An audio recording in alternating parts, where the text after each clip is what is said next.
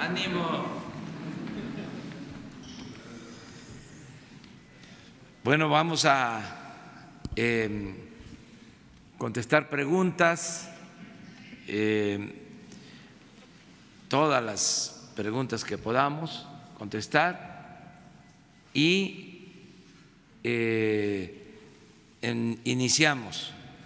Aquí está Francisco Garduño, porque quedamos de responder sí, señor. a el planteamiento sobre Nuevo Laredo. Sí, señor presidente, muy buenos días compañeros.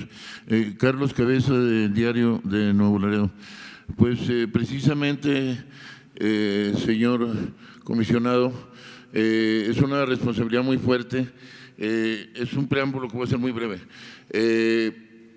Los héroes económicos, bien llamados por el presidente, tienen hoy una esperanza.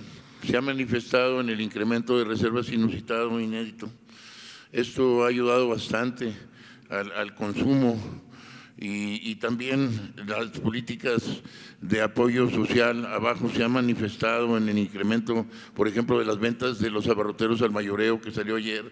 Y luego dicen el dilema que si una, que si otra serán las causantes, pues las dos son movidas por el liderazgo del presidente en ambos casos, en todo caso, ¿no? Pero bueno, a mí me preocupa mucho porque he ido varias veces a recibir a los paisanos con el programa paisano, con diputados, senadores, y he visto que luego nada más en tiempos pasados se toman la foto y se van al otro lado de compras. Entonces luego empieza la voracidad de una serie de funcionarios de todos los niveles, a nivel estatal, sobre todo, a nivel estatal, y casi ya no hay policías de hace 15 años en Nuevo Laredo, pero tránsito hay muy poco, pero se las dan, se habilitan para causar problemas a los paisanos. Entonces, me ha tocado ver, ya no voy a abultar más, pero en propia,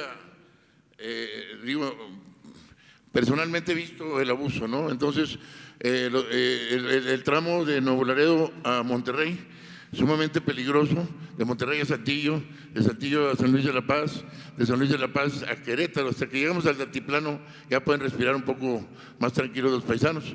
Entonces es una velocidad de los tramitadores que andan ahí coyoteando, de algunos, y espero que en esta administración no, estoy seguro, en materia aduanera también hay un cierto, he visto que han preparado un folleto muy pormenorizado con todos los requisitos, los felicito, muy sintetizado, muy de acceso fácil al usuario.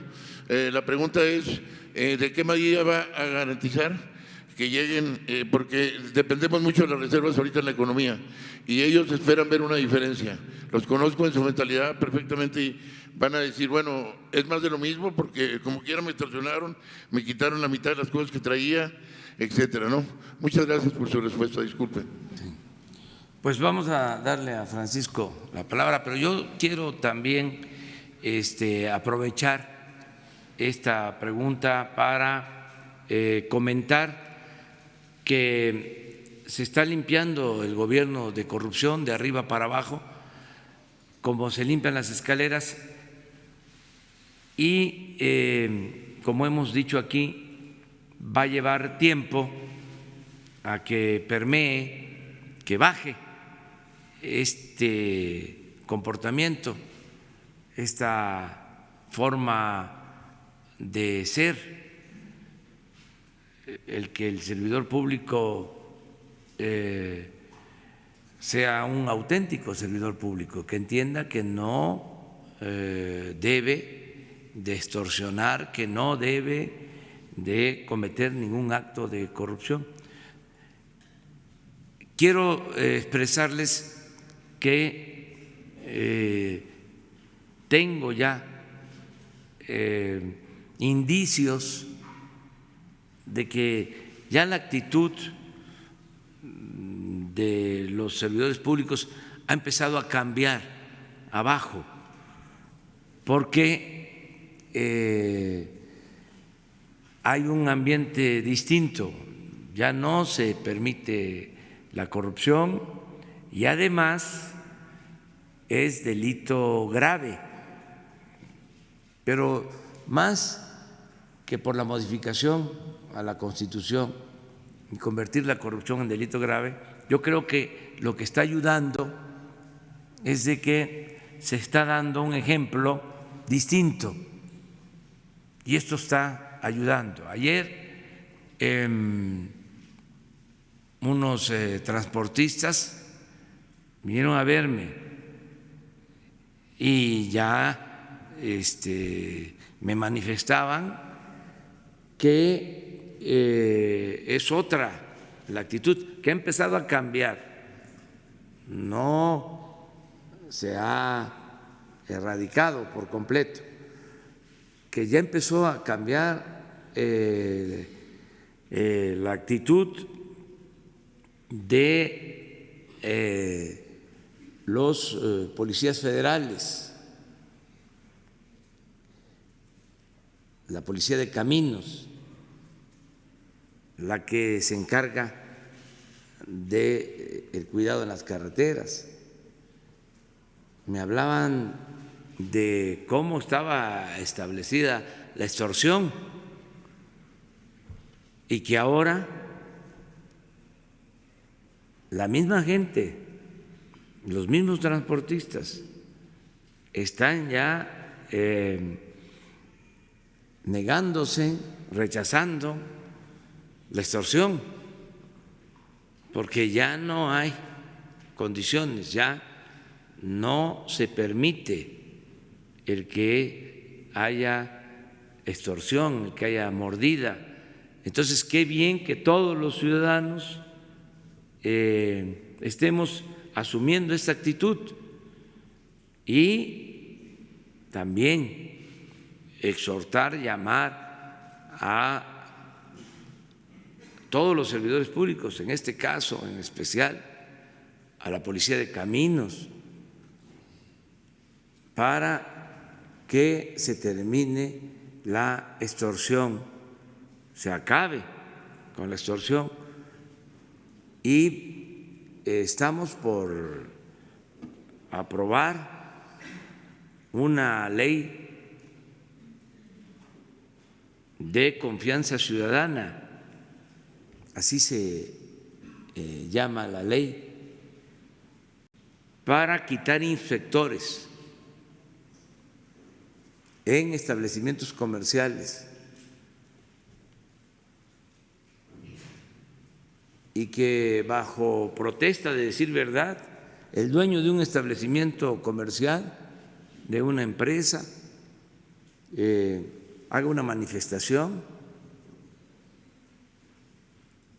y no van a haber inspectores, que exprese el dueño de una empresa, de un restaurante, de un comercio, que está al corriente, que está al día, que sabe cuáles son sus obligaciones, que deben de tener salidas de emergencia en su caso, que deben de tener extinguidores, que cumplen con toda la normatividad. Y esa manifestación se realiza y solo va a haber una fiscalización por sorteo. Periódicamente, que puede ser cada año, en compañía de las cámaras de comercio, de las cámaras empresariales, para ver si el ciudadano, el dueño del establecimiento comercial cumplió, y si cumplió, hacerle un reconocimiento. Si no cumplió, Entonces sí, fiscalización permanente. Pero vamos a avanzar hacia allá, con el propósito de que no haya extorsión, de que no se esté padeciendo la visita de inspectores en vía pública de manera permanente. Vamos a aplicar esto porque lo que queremos es que no haya corrupción arriba ni abajo, y lo vamos a lograr poco a poco. Por eso el asunto de las aduanas, en el caso de Nuevo Laredo se entiende la preocupación porque en toda la frontera de Tamaulipas, Matamoros, Reynosa, Río Bravo, Nuevo Laredo, Piedras Negras, Acuña ya de Coahuila, Ojinaga, Juárez y la frontera en Sonora,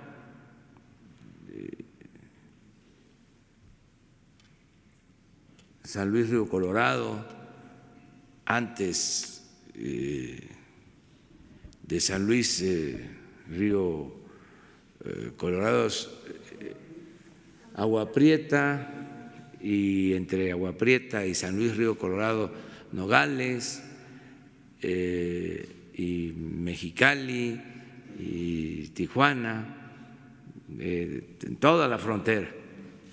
Donde tenemos más problemas, hay más problemas, es precisamente en Nuevo Laredo. Y en el caso de Tamaulipas, ahí en los últimos tiempos hemos tenido más enfrentamientos, más violencia. Afortunadamente, en los últimos tiempos ha bajado la incidencia delictiva, porque en todo Tamaulipas estaba bajando y nos queda pendiente Nuevo Laredo. De ahí el porqué de la preocupación del compañero. Entonces, ya con todo esto que he dicho, sí, a Francisco, pero todavía algo más, en decirles que es un objetivo, es una prioridad acabar con la corrupción en las aduanas, ¿sí? Y en migración,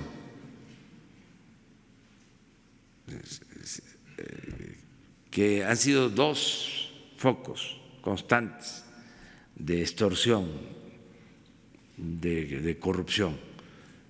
Nosotros estamos muy satisfechos con el comisionado del Instituto Nacional de Migración, Francisco Garduño. Desde que está él a cargo de migración, van bien las cosas, le tenemos confianza, es una gente profesional, trabajadora, honesta. Por eso le damos ahora la palabra para que nos diga qué se está haciendo en materia de migración, aprovechando que se informe, y lo de Nuevo Laredo en particular. Gracias. Con su permiso, señor presidente. En relación a la pregunta puntual que está haciendo el compañero, le informo que son 50,000 kilómetros de carreteras en este programa de Bienvenido Paisano.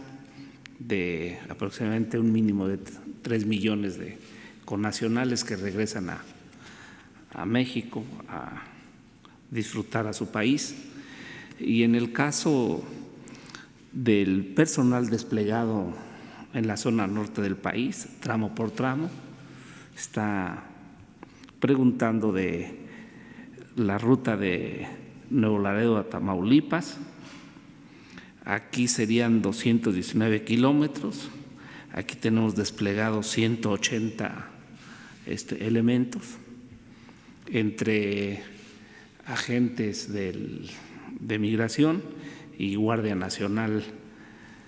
En la ruta de Monterrey, Nuevo León, a Saltillo, Coahuila, que es el otro tramo que se pregunta, ahí hay 86.6 kilómetros y aquí tenemos un despliegue de 58 elementos. El otro tramo, que también es muy delicado, ruta Saltillo, Coahuila, San Luis Potosí, que son 447 kilómetros, así lo hemos programado para que sea puntual y no únicamente se despliegue un dispositivo sin tener responsabilidades en tramos. En este caso son 447 kilómetros y ahí tenemos a 158 elementos. Y el último tramo de la ruta San Luis Potosí a Querétaro, ya después cuando están aquí en Querétaro no hemos tenido información de que haya problemas en relación a los migrantes de Bienvenido Paisano. Aquí son 512, tenemos un despliegue de 133 elementos y harían en total de la ruta de Nuevo Laredo a Tamaulipas, a Nuevo León, después de Nuevo León a Saltillo, de Saltillo a San Luis Potosí, de San Luis Potosí a Querétaro, traemos un despliegue de 616 elementos. Esto están cubriendo a 964 kilómetros. En este caso estamos muy atentos. También señalar que el origen en Ciudad Juárez, que es el puente internacional Córdoba de las Américas, donde ha habido últimamente problemas, también hay un despliegue muy especial a fin de garantizar la seguridad de los migrantes paisanos que regresan a su país.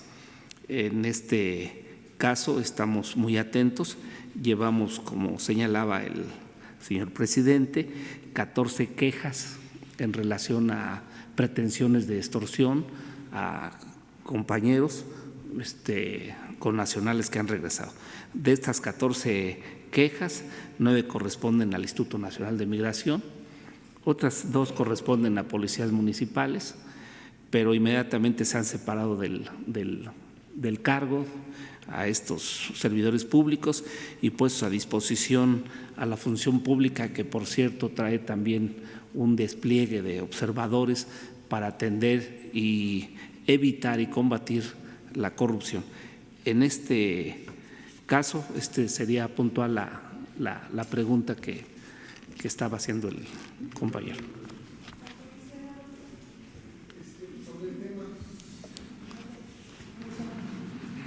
Adelante. Sí.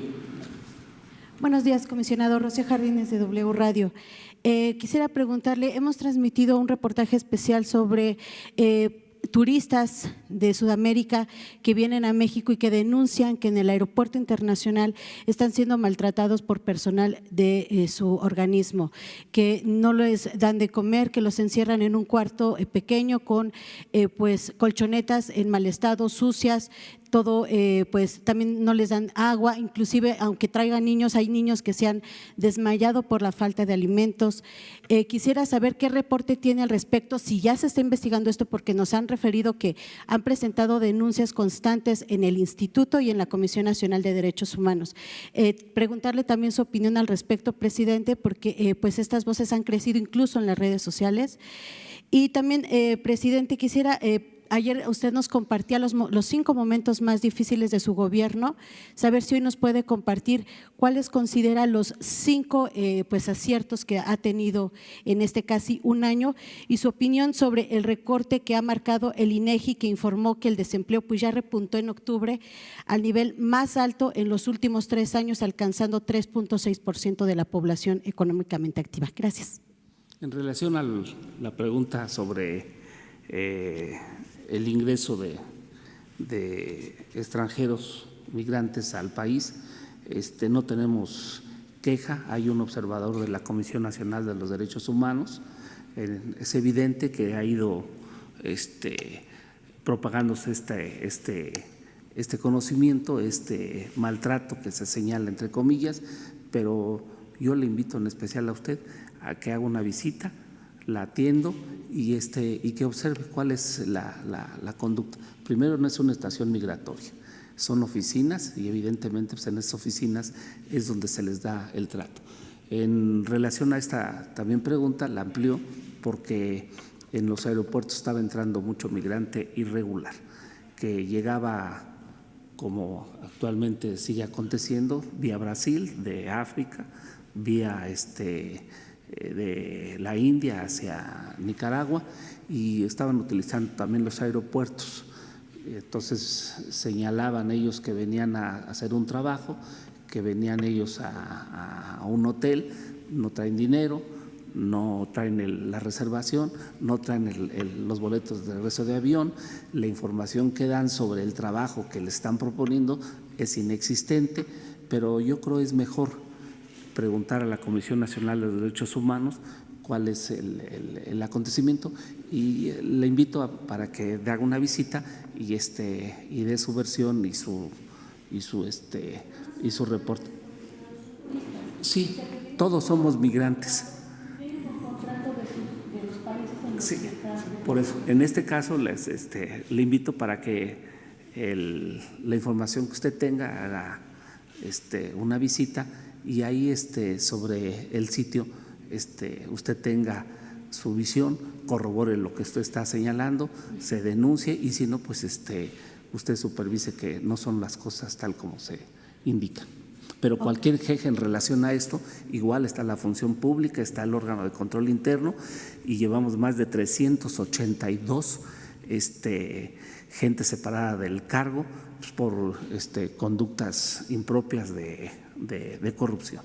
¿Por estos asuntos no han tenido reportes, no han despedido a nadie? Tenemos, claro que sí tenemos. Tenemos, y ahí ya cuando usted visite pues, puede hacer las entrevistas a los agentes migratorios que cubren turnos y que se ha ido mejorando. Se han abierto más kioscos, se está tratando de que a los migrantes turistas regulares que llegan al país, que son 41 millones de visitantes regulares, se les atienda lo más rápidamente posible, con amabilidad, con agilidad y evitar este tipo de tramitología que a veces impide o bien provoca este tipo de conductas de corrupción. Sí, gracias. Le tomo la palabra porque sí pregunté al instituto y no me han dado información hasta el momento. Con todo gusto. Gracias. Señor presidente. Bueno, mira, son bastantes los logros por los que me siento satisfecho. El domingo vamos a informar, aprovecho para invitarles a todas, a todos, que nos acompañen, porque es la obra de todo un pueblo, no es asunto de un solo hombre, de un dirigente, es lo que estamos haciendo entre todos, que contribuimos, que apoyamos la transformación del país. Entonces todos tenemos que sentirnos muy contentos el domingo de lo que hemos avanzado. Imagínense lo que significa el que en un año todos los adultos mayores de México tengan el derecho a una pensión.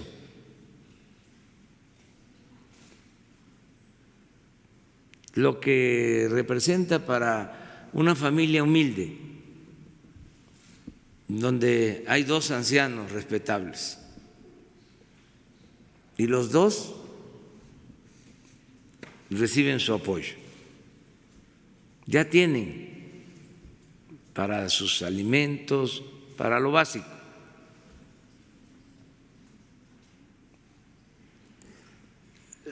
La dimensión humana de esta medida, o de niñas, niños pobres que también tienen su pensión, en familias muy humildes, y que les pueda llegar este apoyo.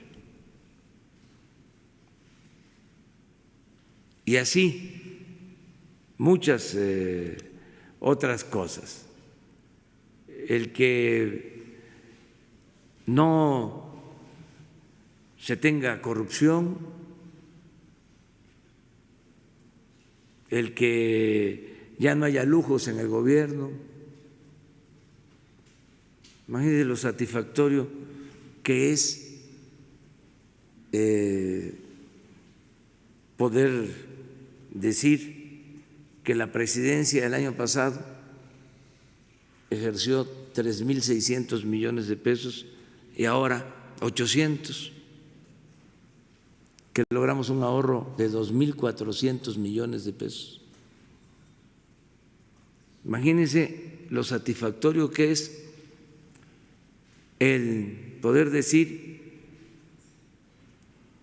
que sin aumentar impuestos, sin crear impuestos nuevos, sin gasolinazos, sin aumentar la deuda, estamos financiando el desarrollo y que tenemos finanzas públicas sanas. Pues es todo un avance. El que tengamos la tranquilidad de que no ha habido devaluación de nuestra moneda, que el peso no se ha depreciado, al contrario, es de las monedas que más se han fortalecido con relación al dólar en todo este año. Y muchas otras cosas que son favorables acerca de el empleo. Estoy convencido que se han creado más empleos que antes. Formalmente, de acuerdo al IMSS, al Instituto Mexicano del Seguro Social, formalmente más de 600,000 empleos hasta octubre, empleos nuevos. Pero primero falta noviembre y falta diciembre. Yo espero que lleguemos a 800, 900,000 nuevos empleos formales, de acuerdo a la medición que tiene el seguro, que es lo más usual, es como se mide, ¿no?, lo del empleo. Pero hay muchos nuevos empleos que no se miden. Por ejemplo, si tenemos 900,000 jóvenes trabajando como aprendices, que reciben 3.600 pesos mensuales. ¿Eso es empleo o no es empleo? Y son 900,000. Esos no están en esa cuenta. Si tenemos 230,000 sembradores que están recibiendo un jornal de 5,000 pesos mensuales, ¿es empleo o no es empleo? Porque en todos los casos está arriba del salario mínimo. Y así, muchas otras cosas que no están contabilizadas en los parámetros o la manera de medir que se tiene, ¿no? Porque son programas que no se aplicaban, es otro esquema, es otra manera de abordar el tema del crecimiento, incluyendo el factor desarrollo, distribución del ingreso. Entonces, esto es lo que puede significar pues que haya discrepancias. De todas maneras, estamos obligados a que funcione bien la economía, a que haya crecimiento, que haya empleo, que mejoren los salarios. Decían, por ejemplo, ¿qué le genera satisfacción? El haber logrado en este año, después de 36 años, el mayor aumento al salario mínimo, sí es para presumir, ¿verdad? O sea, después de 36 años, lograr el mayor aumento al salario mínimo, sí, es para decir tengan, para que aprendan. Y así otras cosas, pero ya no nos metamos en ese terreno. Mejor el domingo. Por favor, sí. Buenos días, señor presidente. Buenos días, señor comisionado. Eduardo Esquivel Ancona, Análisis Económico, Grupo SDP. Yo le quisiera preguntar al comisionado, ha trascendido en varias columnas económicas financieras que Interjet debe, por derechos de visitante, 840 millones de pesos, que es una cantidad exorbitante. Interjet tiene varios problemas, no han pagado el IVA, eso se sabe. ¿Qué va a hacer? ¿Es cierta esta información? Y si es cierta, ¿qué va a hacer el gobierno de México para remediar este problema de Interjet, que por lo que se sabe está a punto de la quiebra? ¿Tienes información? Es cierto, hay deudas, pero en este caso interviene el sistema de administración tributaria a fin de hacer los cobros correspondientes por este derecho. Y nosotros estamos también dándole seguimiento, pero la autoridad competente es el sistema de administración tributaria. Muchas gracias. Yo quisiera también hacer otra pregunta, ya no relacionada con esto. Señor presidente, usted hizo una gira en mayo de este año a Nuevo León. Entonces, ahí dijo que que cada estado tenía que tener dos proyectos emblemáticos de infraestructura y puso de ejemplo al estado de Nuevo León, que tenía la presa Libertad y los carros del ferrocarril para la línea 3 del metro de Monterrey. Entonces yo quisiera preguntarle si sigue en pie esto, porque esto sería un detonante también de la economía, y si los gobernadores han cumplido con dar la lista de sus 1 o 2 proyectos emblemáticos de infraestructura. Sí, yo también quiero hacer referencia a lo de Interjet. Miren, hay en los medios, sobre todo los periódicos especializados en finanzas, toda una polémica sobre Interjet y empresas vinculadas a la familia Alemán. Quiero decir que nosotros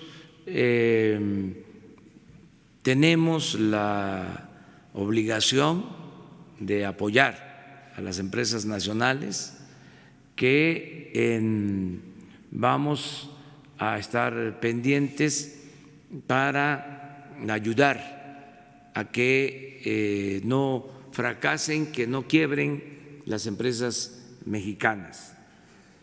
No significa esto rescatar a empresas como se hacía en otros tiempos, no es recurrir a el FOBAPROA, es ayudar a las empresas nacionales. Y como existe competencia, porque esto es propio de las economías abiertas, es como la democracia, que existe polémica y hay oposición, al final de cuentas la democracia también es competencia. Últimamente se ha estado hablando no bien de Interjet, y nosotros tenemos información de que es una empresa que está cumpliendo con su servicio, y que en lo que podamos nosotros ayudar lo vamos a hacer. Desde luego, que se entienda, no significa que se va a utilizar dinero de los mexicanos, dinero público, para rescatar a empresas privadas. No vamos a convertir deudas privadas en deuda pública, que eso fue lo que se hizo anteriormente con el FOBAPROA. Pero también eso no significa que el gobierno ayude en todo lo que se pueda, incluso en controversias que existen entre las empresas. Hay, por ejemplo, un diferendo por la compra de unas estaciones de radio entre Televisa y los dueños de Interjet. Nosotros hemos ofrecido nuestra intermediación para que lleguen a un acuerdo y que no se tenga que ir a tribunales,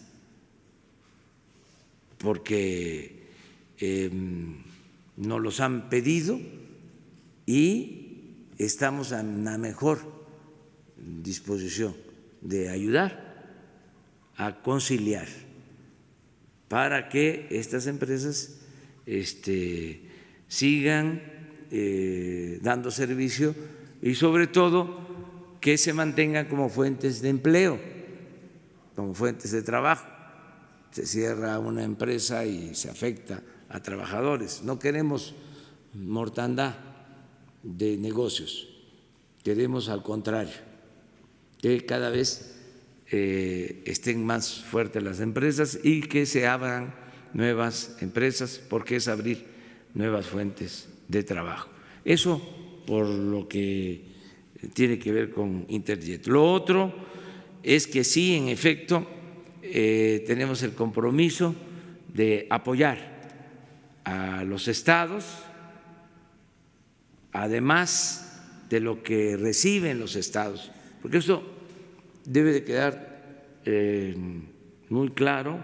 La Federación cumple con entregar las participaciones que corresponden a los estados y a los municipios. No hemos dejado de cumplir entregando la cantidad que legalmente le corresponde a cada estado, a cada municipio. Y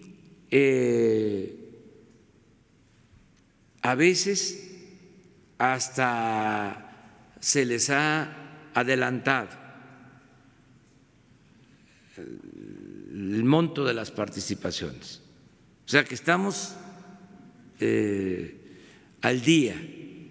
Eso es lo que por ley le corresponde a cada estado, a cada municipio. Ustedes saben que hay un acuerdo de coordinación fiscal donde la Federación recauda, los estados aceptaron esto mediante un convenio, es decir, aceptaron que asumiera la Federación el cobro de los impuestos y que mediante una fórmula se le regresara a cada entidad lo que les corresponde. Bueno, eso se cumple sin demora, no hay una sola queja y ya también no se requiere estar haciendo antesala o cabildeo o implorando al secretario de Hacienda de que entregue. Es un derecho y al mismo tiempo es una responsabilidad que nosotros tenemos. Esto lo explico porque durante algún tiempo llegó a ser más importante el secretario de Hacienda que el secretario de Gobernación, porque era el que entregaba el cheque de las participaciones, el de Hacienda, y podía demorar la entrega o no entregar completo o cobrarse adeudos, que los hay, por ejemplo, en el pago de impuestos. Entonces, por eso el secretario de Hacienda era el equivalente a Su Alteza Serenísima, ¿no? Se le rendía pleitesía. Ahora no. Arturo es un servidor público, Arturo Herrera, un ciudadano, lleva muy buena relación con los gobernadores y a todos se les atiende y es su derecho. Además de eso, de los recursos que corresponden administrar a la Federación, se destinan apoyos a estados. Este es el caso de la presa Libertad en Nuevo León. Tenemos el compromiso de apoyar para que no falte el agua en la zona metropolitana de Monterrey y está autorizado el presupuesto. Y lo mismo con los trenes y se les transfirieron también los derechos de vía del ferrocarril en Monterrey para una nueva línea de transporte. Y así, en todos los casos, estamos apoyando y vamos a cumplir para que en cada estado haya una obra, dos, en donde participe la federación. Nos estamos poniendo de acuerdo con los gobernadores, de acuerdo a lo que más se necesite, se requiera. Por ejemplo, en el caso de Jalisco, se destinó un presupuesto adicional para terminar el tren de Guadalajara que se estaba quedando.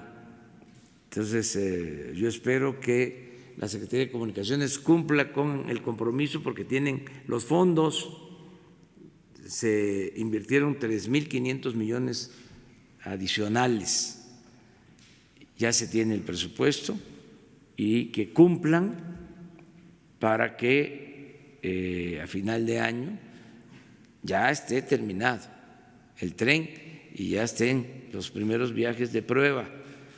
Y así en cada estado estamos ayudando y lo vamos a seguir haciendo. Y desde luego la banca de desarrollo, Banobras ha ayudado mucho a reestructurar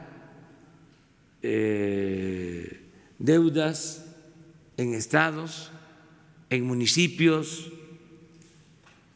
Las finanzas de los estados y de los municipios en algunos casos quedaron muy comprometidas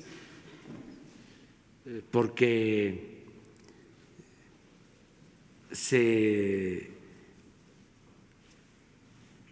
llevaron a cabo programas de construcción de obras con cargo a las participaciones federales y se endeudaron los estados, no todos, pero sí hay problemas financieros en estados, en municipios que tienen que estar pagando de sus participaciones por obras que se hicieron, que costaron mucho, porque no solo elevaron los precios de las obras, sino que fueron obras financiadas mediante mecanismos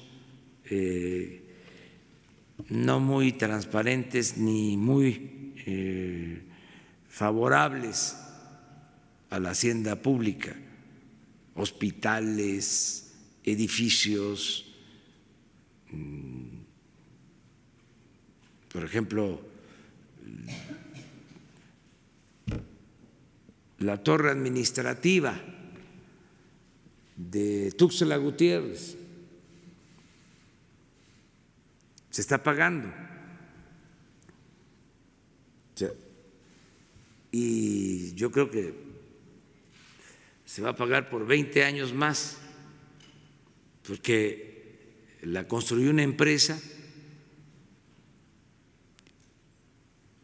y incluyó un financiamiento. En muchos casos por encima del financiamiento normal. El hospital de Iztapaluca o el de Zumpango va a pagar el gobierno del Estado de México 20 años en cada hospital, como 200 millones de pesos anuales. O sea, en 20 años como 6, 7 mil millones por un hospital. Entonces, todo esto produjo quebranto. Esto se fomentaba desde la Secretaría de Hacienda. Se decía, ¿quieres tener obra?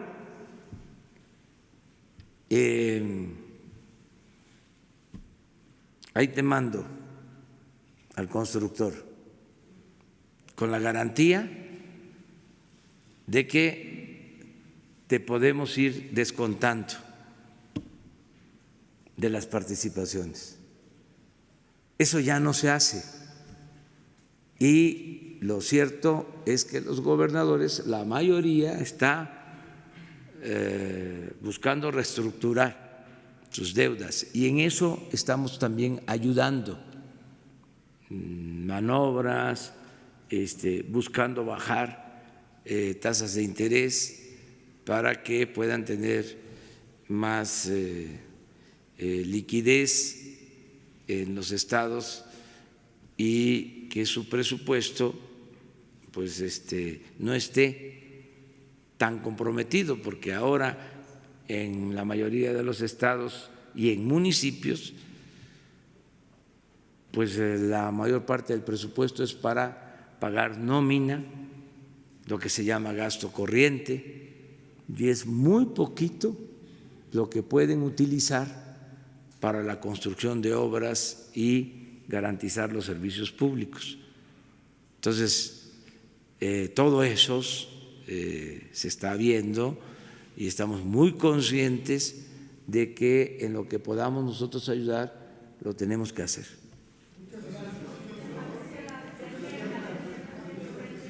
Sobre el tema. Gracias, Sandra Aguilera, de Grupo Larsa Comunicaciones. Nos han estado hablando varias personas de Estados Unidos que vienen a México para solicitar que esto de Paisano Seguro se lleve a cabo durante todo el año, ya que pues vienen continuamente. Y por otro lado también dicen que por qué tienen que pagar tanto dinero para venir de Estados Unidos a México, siendo mexicanos ellos, mexicanos, por ejemplo, un matrimonio, tienen que pagar por cada persona, más aparte por sus hijos, más aparte por el carro, más aparte por las fianzas que tienen que dejar por el modelo del carro. Y quisieran pues que les explicaran un poquito esta parte, ya que cuando van de México a Estados Unidos cobran muchísimo menos dinero. Esa es una pregunta. Y la otra, bueno, de una vez le comento, adelante, comisionado. La otra es ¿por qué tienen que tener un horario para circular con vehículos con placas de Estados Unidos? Porque esto es motivo para que los paren y los extorsionen. Dicen que si esto es, hay una posibilidad para que puedan circular sin un horario restringido. Esa es mi primera pregunta. Gracias.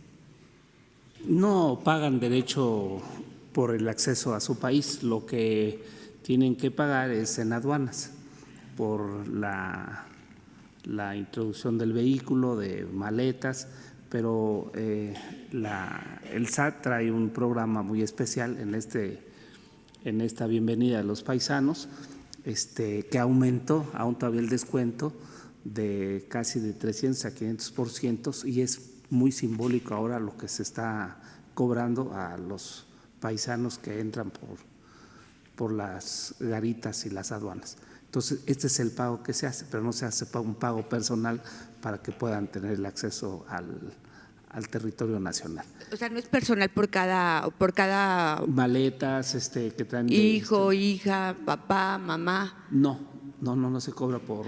Porque me decían que estaban pagando de 30 a 60 dólares por cada uno de ellos, más aparte por el carro, más aparte la fianza por el carro y dependiendo del modelo que tuvieran. Lo de las fianzas y lo de la introducción del modelo tiene un mecanismo, pero eso está a cargo del sistema de administración tributaria en las aduanas y ese es el derecho que pagan, pero no tienen un derecho de pago por persona para ingresar al país. Pero lo vemos si hubiese algún reclamo en particular de alguna persona que haya sido agraviada. ¿Y el de circular por todo el país con placas de Estados Unidos en algún horario específico? No deberían de tenerlo, pero finalmente vamos a ver cómo están los estados viendo la circulación en su territorio, pero no deberían de tener porque son nacionales y pueden circular de acuerdo con la Constitución por todo el territorio nacional. pero ha de alguna restricción en relación al parque vehicular. También lo consultamos para que sea más preciso en qué estado, en qué municipio es donde se está dando ese tipo de problema. Gracias, comisionado. Señor presidente, por otro lado… Eso que preguntas es muy interesante, porque es información, y entre más información mejor. Yo les propongo que mañana estén los del SAT también y que regrese Francisco y que pongamos aquí cuánto tienen que pagar. Gracias. Nuestros paisanos, o sea, de acuerdo a la ley, cuánto es. Y esto de la circulación restringida, eso no puede existir, porque eso es violar la Constitución, es violar el derecho de tránsito. Entonces, siendo mexicanos, pero bueno, vamos a verlo, porque si no, no socializamos la información. Y aquí lo importante es que todos sepamos que no haya nada discrecional. Para eso es. Y si estamos hablando del programa paisano y lo que decía él, que no sea una formalidad, que es que ya llegó el fin de año, ya vienen nuestros paisanos y ahí va el programa paisano. Y se trata de esto, pero en la práctica es otra situación. Entonces vamos a que haya información para que todos estos programas que tienen ese propósito de ayudar realmente se vayan mejorando y se apoye a los paisanos. Entonces, si les parece, mañana, Jesús, vemos con Margarita que venga y que un paisano con su familia qué tiene que pagar de acuerdo a la ley, lo de los vehículos, todo completamente. Gracias, señor presidente. Hacer el ensayo. Por otro lado, señor presidente, tenemos información de que el 1 de diciembre usted anunciará la fusión de la Sedena con la Marina. Quisiera preguntarle si esto tiene algo que ver o es un chisme que nada más anda por ahí. No, las dos instituciones son fundamentales. He dicho que son pilares del Estado mexicano, tanto la Secretaría de Marina como la Secretaría de la Defensa. Y miren, si ustedes hacen encuestas o si ven las encuestas, son las dos instituciones mejor calificadas de todas por los ciudadanos, por la gente. Eso es muy favorable. A pesar de que se expuso a estas instituciones con la guerra al narco y otras decisiones que fueron equivocadas, a pesar de que se les ordenaban misiones que no correspondían a sus facultades constitucionales. A pesar de eso, estas dos instituciones resultaron prácticamente ilesas, o sea, en cuanto a su fama pública, en cuanto a su prestigio. Entonces, yo estoy muy satisfecho con el trabajo de las dos secretarías, tanto el el almirante Ojeda como el general Sandoval me ayudan mucho, son muy buenos servidores públicos, leales al pueblo de México. Lo más importante es leales a la patria, porque esa es la lealtad que más importa, porque la lealtad a los hombres a veces cae en la abyección. La lealtad que más vale es a los principios, a los ideales, a la patria, la lealtad al pueblo, no solo la lealtad a los hombres. En este caso son dos instituciones muy importantes, nos ayudan mucho y me hacen sentir seguro de que vamos bien. Además, tenemos, es así, la institución de instituciones, la más importante de todas, la que más ayuda, la esencial, es el pueblo. El pueblo es el que lo puede todo. Por eso Juárez decía de manera sencilla pero profunda, con el pueblo todo, sin el pueblo nada. Entonces, ¿a quién le tengo más confianza? Al pueblo.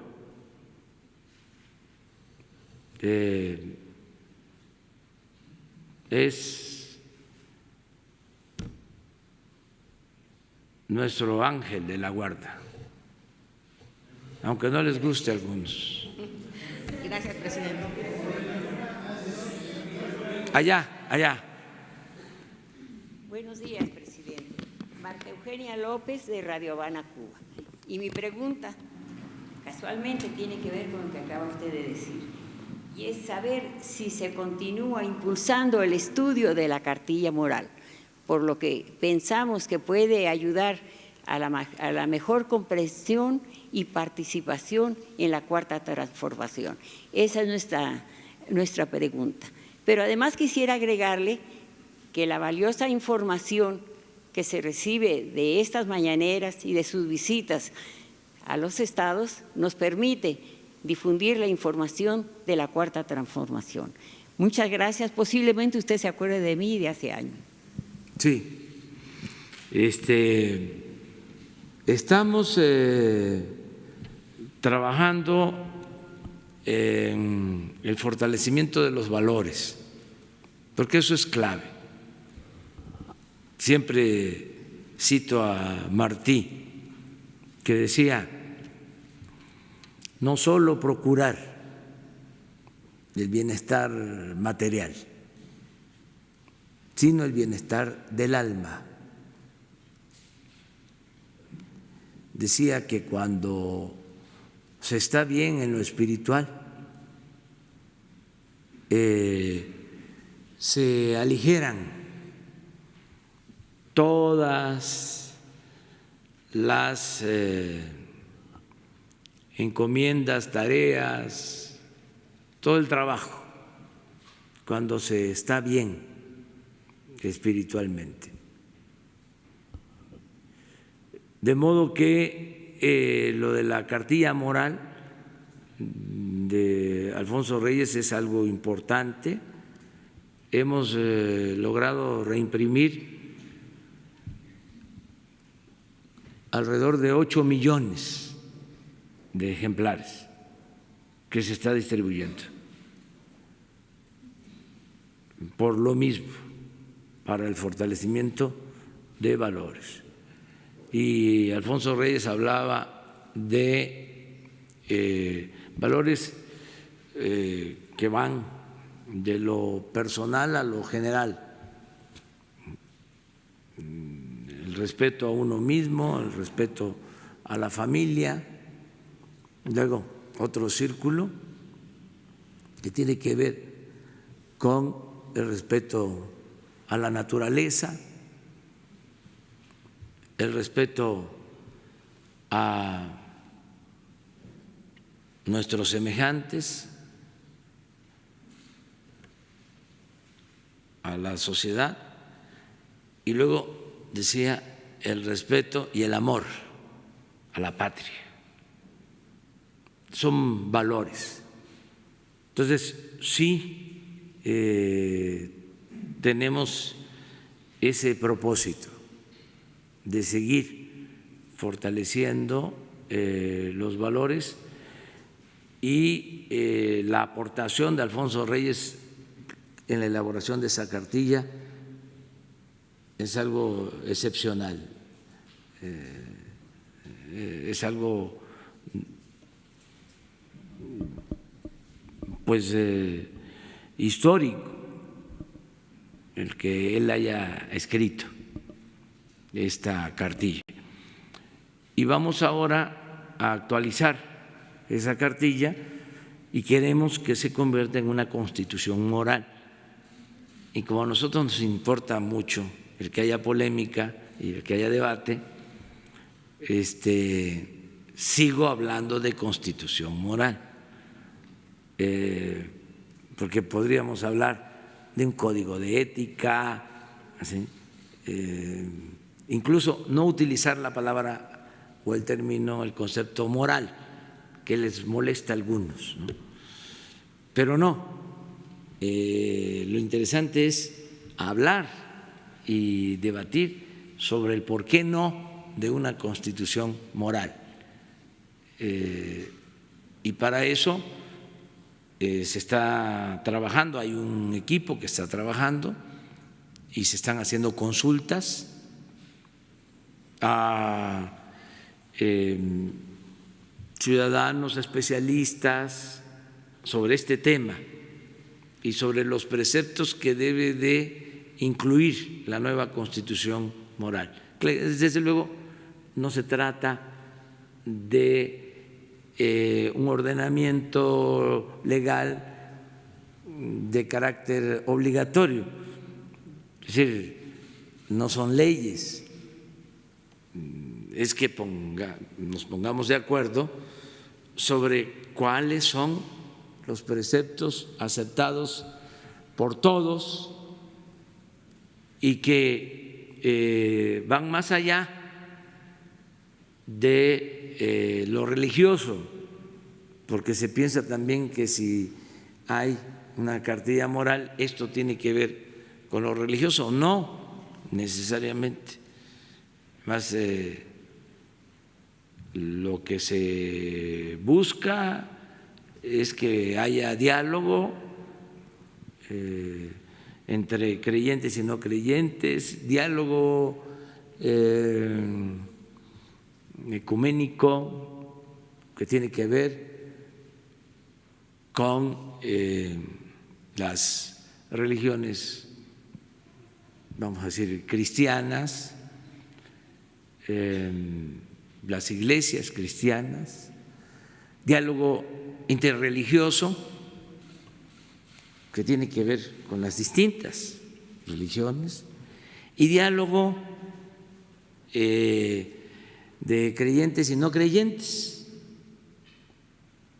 diálogo, y de esos diálogos sacar los valores en los que se coinciden y difundirlos para que no sea el individualismo, el egoísmo lo que impere, lo que prevalezca, que esté por encima la fraternidad humana, ¿no? La fraternidad en general, incluida la fraternidad universal. Muchas de las cosas que pasan en el mundo tiene que ver con la falta de la fraternidad universal. Por ejemplo, el desprecio, la xenofobia, la condena a extranjeros, pues es una falta de fraternidad universal. Ahora sí que ser fraterno es pensar que todos tenemos derecho a vivir en este mundo con dignidad, con justicia, que sí existen las fronteras, pero que más allá de las fronteras está la fraternidad universal, ¿no? O sea que nos debemos de respetar todos. Pero bien, nos da mucho gusto que estés aquí, y siempre eres bienvenida. Yo ya le había mandado algunas sugerencias sobre la cartilla y ojalá y me permitiera tener acceso como mexicana, porque además usted sabe que soy mexicana, como mexicana a participar en algunas sugerencias para el estudio de la cartilla. Sí, ahora mismo Jesús precisamente está trabajando. A ver.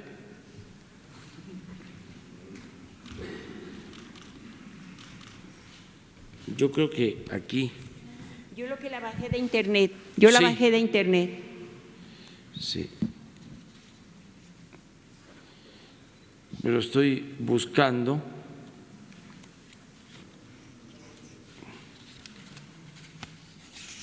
Se le mantuvo el prólogo, la introducción que hizo José Luis Martínez, y estoy buscando a los Jesús, los 3 miembros del comité.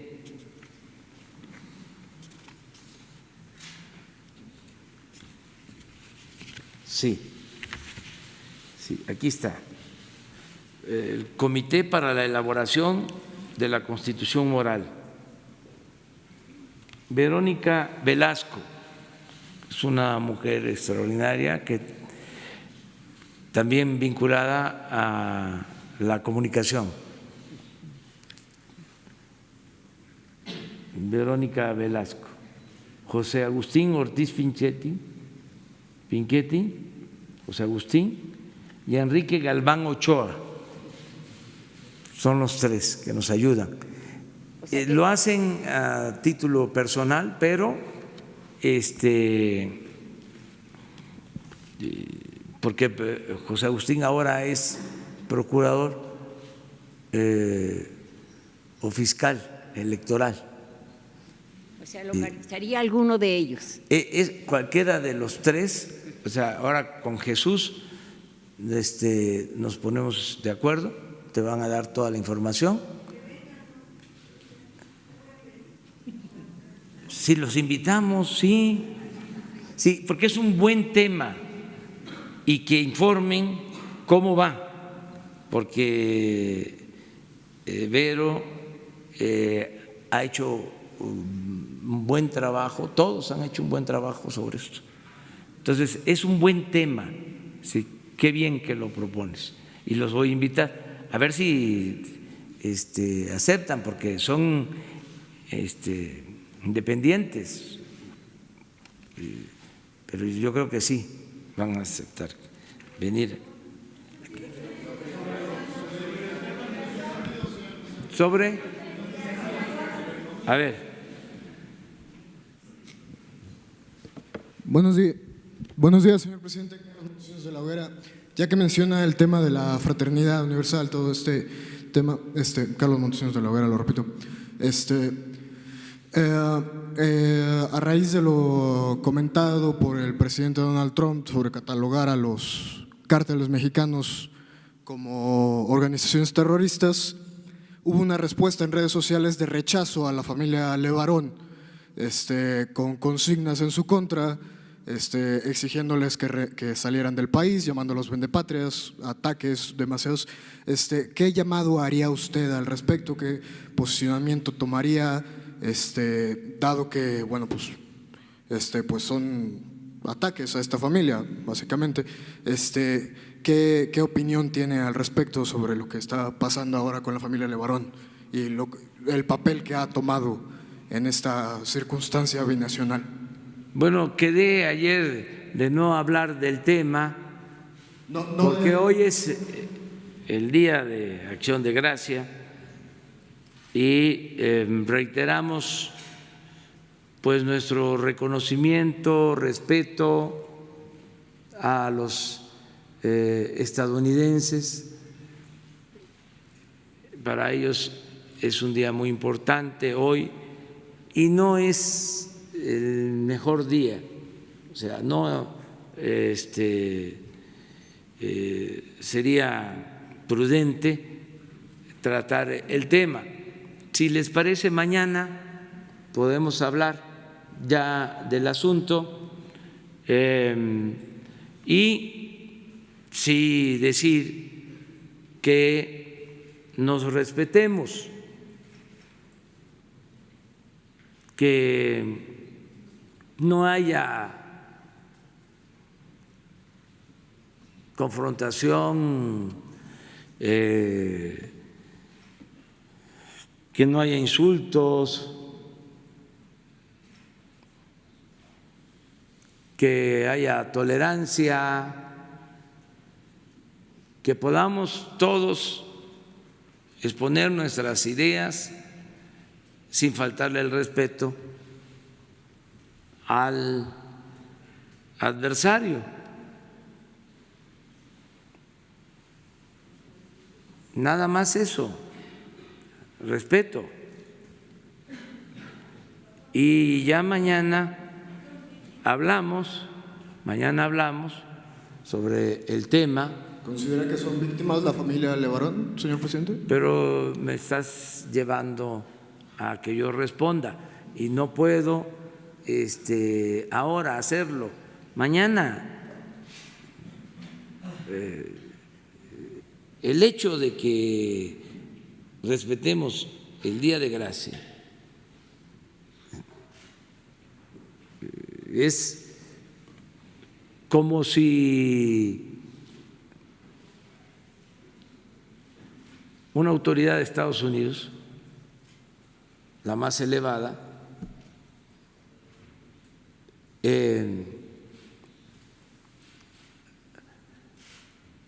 hace una expresión de respeto en un día importante para los mexicanos.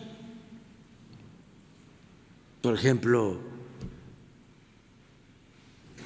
aunque no para todos, pero sí para muchos, el día 12 de diciembre o el 24 de diciembre o el 15 de septiembre.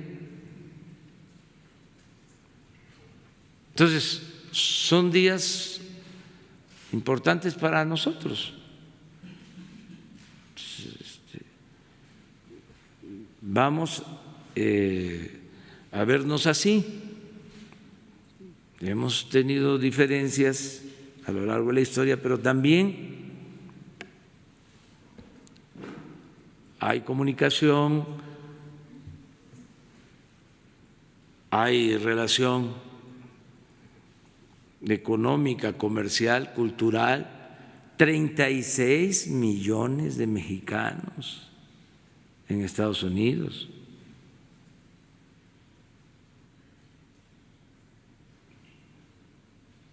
Entonces, lo otro no es que no se vaya a tratar, no tenemos por qué ocultar nada, pero todo tiene su tiempo. Mañana hablamos del tema, luego mañana es viernes. Luego, el sábado están invitados. Mañana vamos a ir a Puebla a ver la fábrica militar, las empresas de la Secretaría de la Defensa. El sábado vamos a encontrarnos de nuevo porque vamos a ir a hacer una visita a Santa Lucía. Y el domingo, pues vamos a estar aquí en la plaza. También vamos a hablar. O sea, entonces hay tiempo para eso. Y mientras tratamos el tema, actuemos con respeto entre todos. Y si me permite una segunda pregunta, señor presidente. El lunes pasado se confirmó que llega el ingeniero Ángel Carrizales a la Agencia de Seguridad, Energía y Ambiente, la encargada del impacto ambiental en las obras del sector energético. Si nos podría detallar más o menos cómo fue su designación, qué lo llevó a proponerlo para este cargo, y si esto afecta ese llamado que hizo el secretario Víctor Manuel Toledo el día que lo presentó como nuevo secretario de Medio Ambiente a entablar un plan de transición energética más sustentable y no tanto enfocado hacia los combustibles fósiles, hidrocarburos y demás. Muchas gracias. No, pues Ángel es una persona con capacidad, es un profesional y es una gente honesta que tiene toda nuestra confianza y es mi facultad el nombrarlo. Sí tiene experiencia. Sí, sí.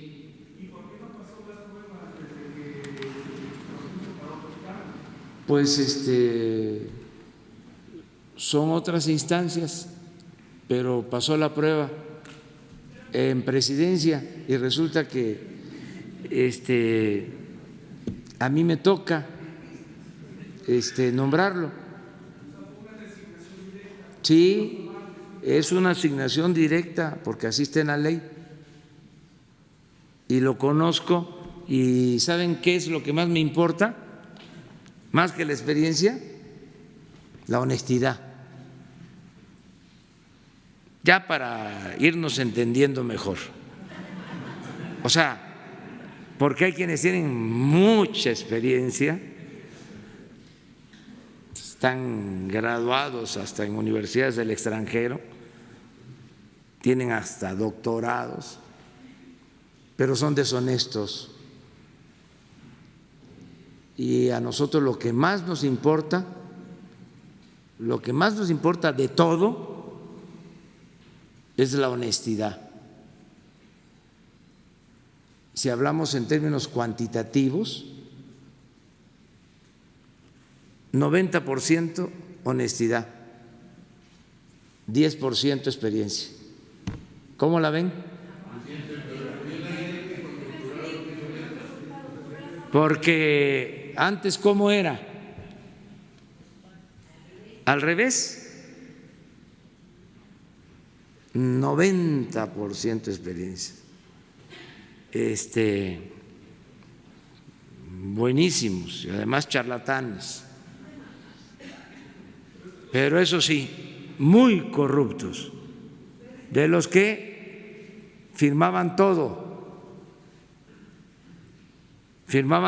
por mantener salarios de 300, de 400,000 pesos mensuales. Gente sin decoro. Entonces, qué bueno que sale el tema, porque en un país con tanta corrupción, lo más importante es que haya servidores públicos honestos, de esos que prefieren dejarle a sus hijos pobreza, pero no deshonra. Esto es muy importante, porque en el periodo neoliberal se elevó, siempre lo digo, a rango supremo la técnica, la economía, por ejemplo, y se subordinó todo lo demás. Y ahora es distinto. Ahora, para nosotros la honestidad es fundamental, la justicia, la democracia, son otros preceptos los que guían al gobierno. ¿Qué lugar ocupan los resultados, presidente? Usted se ha quejado muy constantemente de que el gobierno es un elefante, gracias, de arrastre lento, pesado. Ha pedido usted ayuda no solamente a los ciudadanos, a los propios funcionarios, de que pues, hay que moverlo porque esto está muy lento. ¿En qué lugar ocupan los resultados, la eficacia y la eficiencia en este estándar de evaluación que usted da de la capacidad o no de los funcionarios? Entiendo que es muy importante la honestidad, la experiencia, los conocimientos, porque a veces querer es poder, pero aunque se quiera no se puede. Yo se lo pregunto en ese sentido. ¿Qué valor tienen los resultados de los funcionarios en el gobierno en este contexto que acabo de mencionar? Lo de la honestidad es importante, porque si el director de Pemex es honesto, ¿sí?, va a garantizar que no se entreguen contratos que perjudiquen a la nación y beneficien a particulares. No voy a hablar de los directores de Pemex que han habido, sí, pero esos directores de Pemex,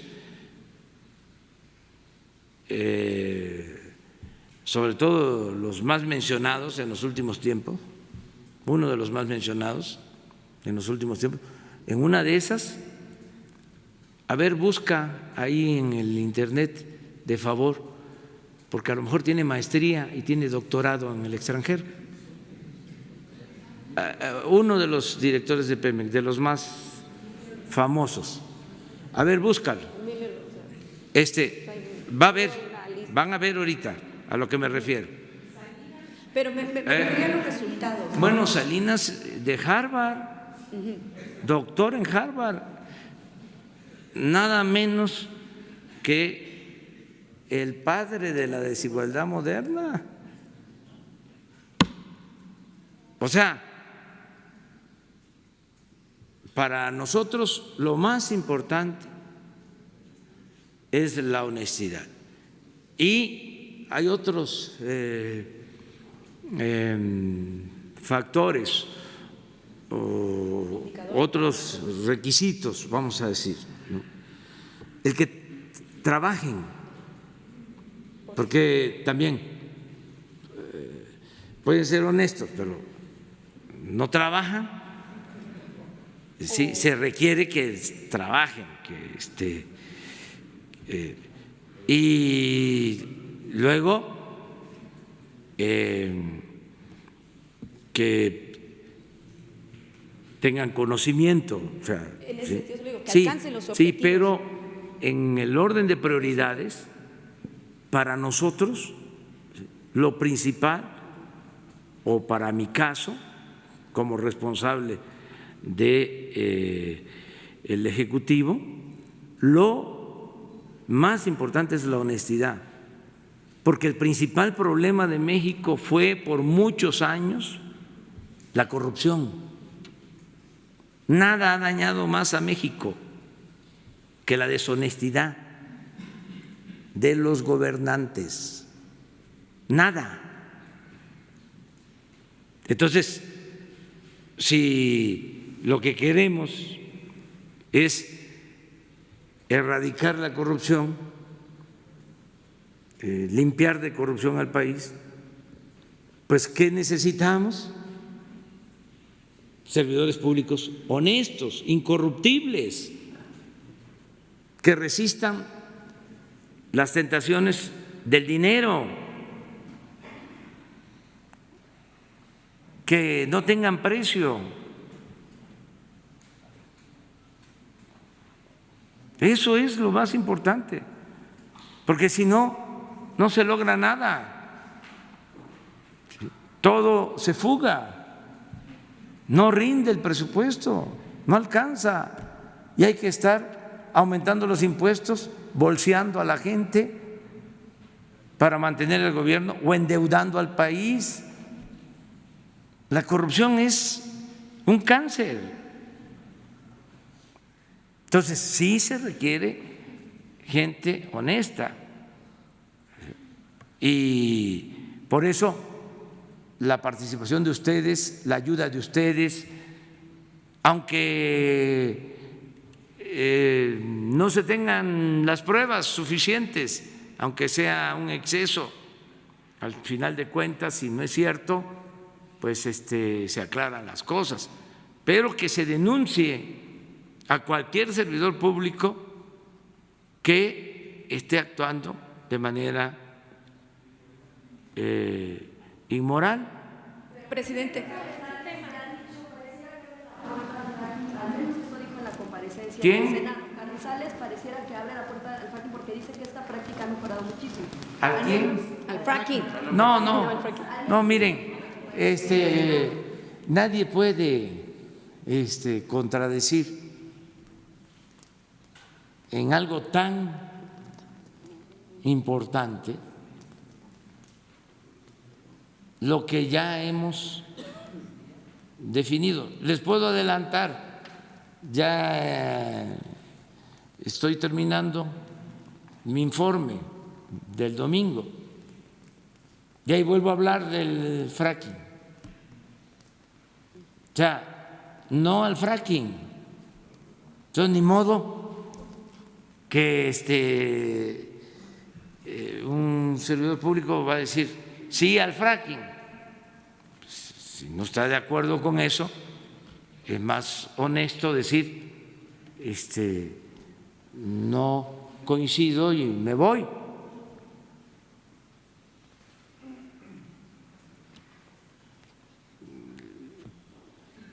Ahora viene, aquí aprovecho, porque a mí me sirve también, ahora sí que te lo digo a ti, puerta, para que lo escuches tu ventana.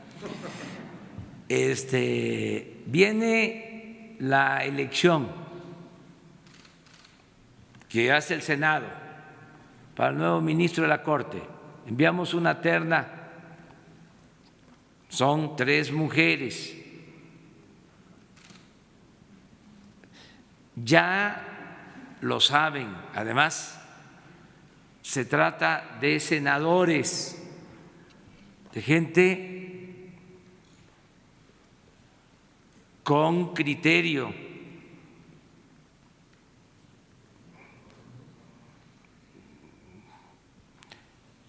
gente que ejerce su libertad, que actúa con independencia. Pero no sobra decir, porque antes era otra la costumbre. No está de más decir, no hay línea,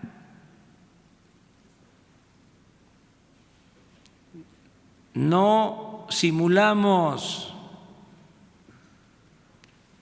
¿Cómo se hacía antes? Se mandaba una terna, pero con palomas mensajeras o con halcones.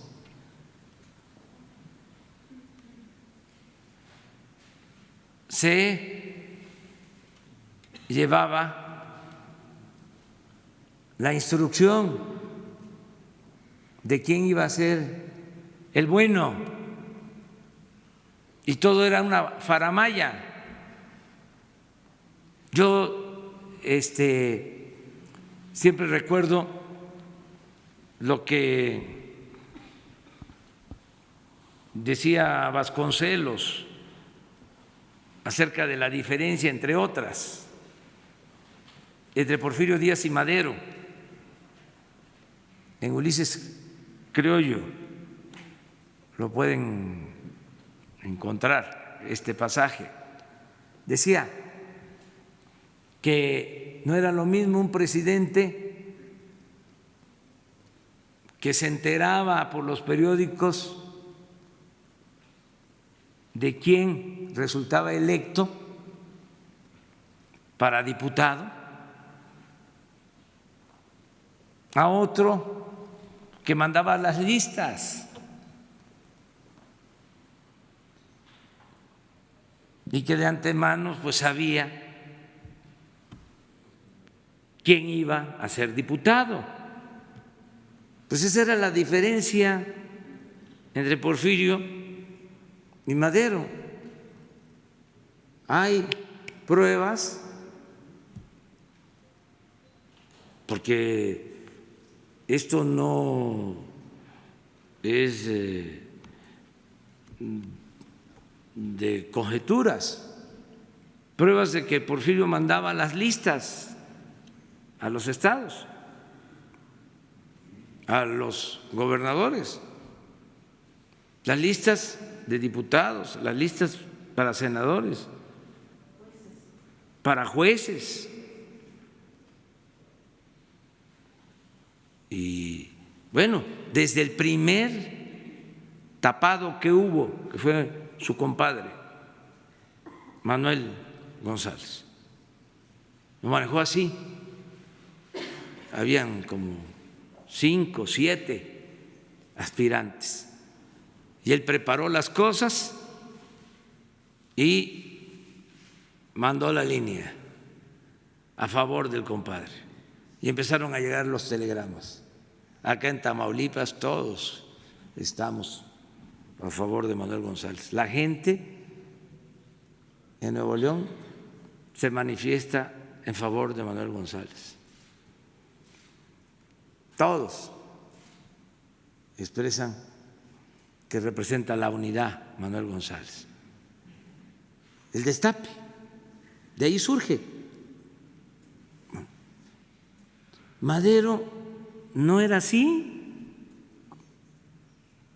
Madero, fíjense, le mandaba cartas a los gobernadores cuando había una elección para decirle: le pido que por favor esté pendiente para que se respete el voto de los ciudadanos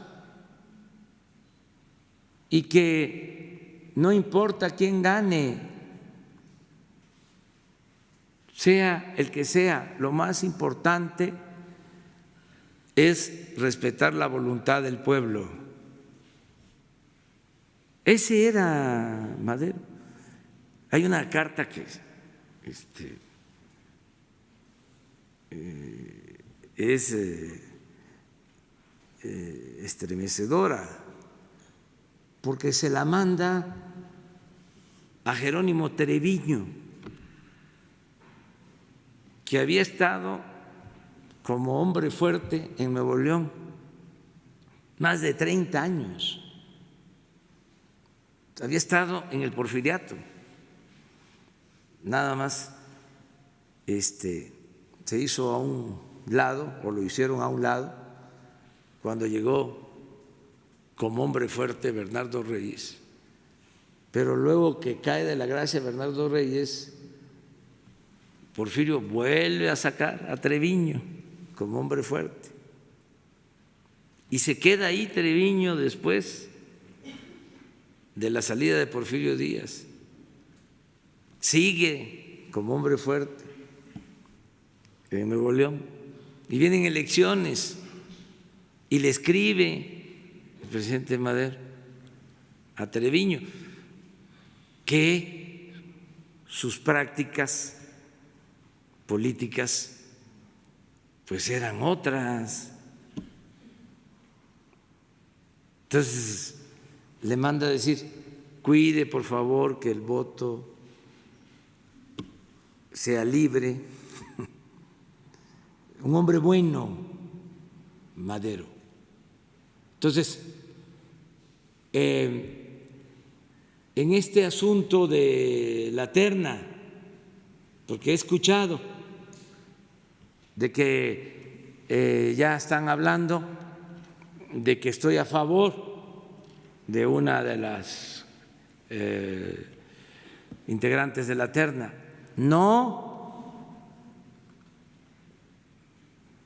cuando las invité, les dije de que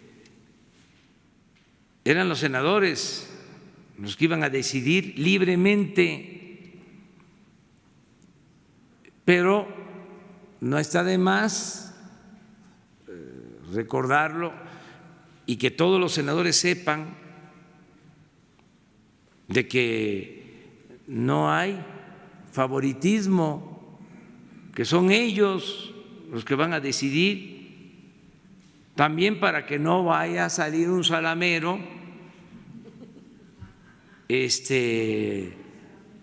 que se ostente como mi representante o como emisario, salamera o salamero, porque ahora hay que utilizar lenguaje de género.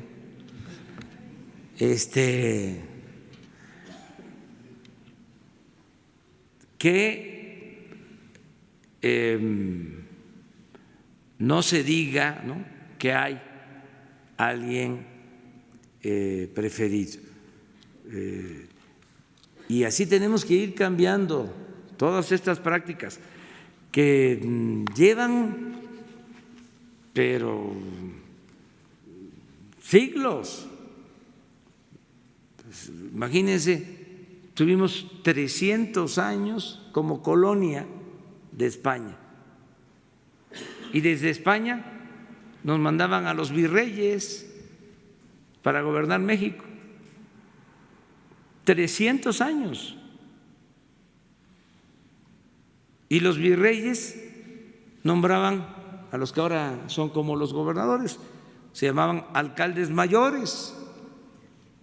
300 años así. Luego se logra la independencia, pero en todo el siglo XIX, 2 dirigentes, 2 hombres. México era país de 2 hombres, o fue Santana y Porfirio Díaz. Santana, 11 veces presidente de México, toda la primera mitad del siglo XIX, y Porfirio Díaz 34 años. Viene la revolución, se hace a un lado a don Porfirio, pero se queda doña Porfiria, también años. Entonces, las prácticas democráticas en México no han sido la constante, han sido la excepción. ¿Cuándo ha habido democracia? En los 10 años de la República restaurada, el gobierno de Juárez, de Lerdo, y desembocó en la dictadura porfirista. Y luego Madero, en el tiempo que estuvo, nada más. Y ya, hasta ahora, porque muchos pensaron que en el 2000 se iba a establecer la democracia como forma de vida, como forma de gobierno. Y miren lo que sucedió. El que llega con la bandera de la democracia, a los 6 años comete un fraude electoral. Además, se jacta, presume de haber impedido la elección democrática y de haber impuesto a Calderón. Es hasta ahora. Entonces, todas estas malas costumbres, todas estas prácticas antidemocráticas se tienen que ir quitando, pero todos tenemos que ayudar, porque todavía llegan conmigo compañeras, compañeros y me plantean algo y les digo, pues decidan ustedes, véanlo ustedes, resuelvan ustedes, y se me quedan viendo así, pues, ¿será cierto? Pues sí, sí es cierto, sí es real, y todos tenemos que ayudar.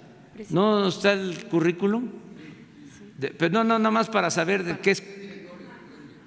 A ver.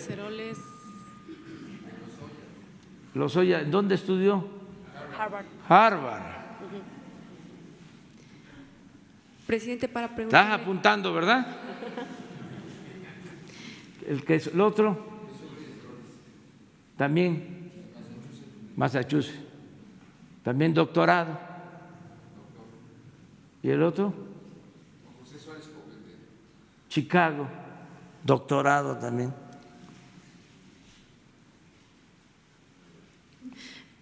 Presidente, bueno, ya nos vemos nada más mañana. La última pregunta, sobre las aduanas, justamente le quiero preguntar. Ya mañana. Ya se nos fue el tiempo. Estuvo muy interesante el día de hoy. Eso. Cuando Grupo Imagen. Además, aclarar que porque hasta nos pasa a nosotros. Vamos a una ceremonia, vamos a un acto y empiezan a mencionar a los funcionarios. Doctor fulano de tal, doctora fulana de tal. Y mucha gente piensa que son médicos. Entonces, que se vaya sabiendo de que en el nivel profesional hay básicamente 3 grados: licenciatura, que un médico tiene nivel licenciatura, un contador público tiene nivel licenciatura, desde luego un abogado es nivel licenciatura. Luego hay otro grado que es maestría, por eso también dicen el maestro, pero no es que sea maestro de escuela, es que tiene grado de maestro. Y luego el doctorado, y hay hasta postdoctorados, más que esos serían ya muy especiales. Oiga, presidente, ¿qué pasó con su propuesta? Aprovechar esto, mande. Su propuesta.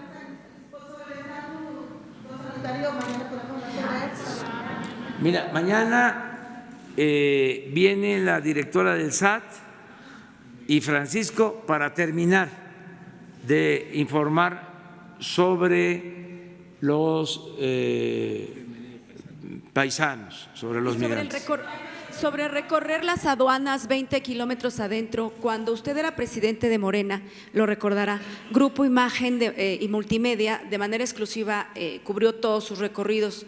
Mucho antes de la campaña y de la precampaña, usted traía una idea que también estuvo en sus propuestas de campaña, el recorrer 20 kilómetros hacia adentro las aduanas, ¿no?